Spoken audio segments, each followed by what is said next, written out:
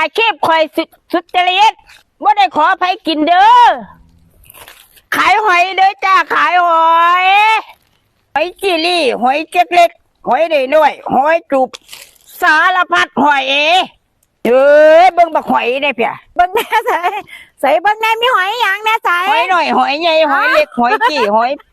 จิลี่ก็เอาเบิดผู้ขา แต่ไม่ใช่หานี่แหมมีหอยหยังแน่ใส่เบิ่งแน่ใส่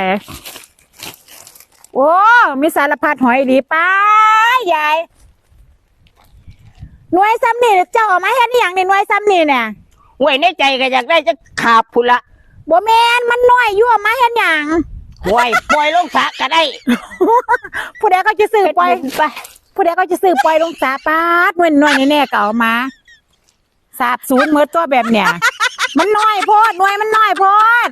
ฮะ หน่วยน้อยโพด น้อยๆก็ปล่อยลงสระบ่มีคนซื้อก็เอาไปพัดกินเอง ไปสนะ บ่ยาก สนะไปรถบ่ซื้อดอกไป ถามเฮ็ดหยังถามแล้วก็บ่ซื้อ เอาถามซื่อๆนี่แหล้ว บ่ซื้อก็จะซื้อ โอ้ย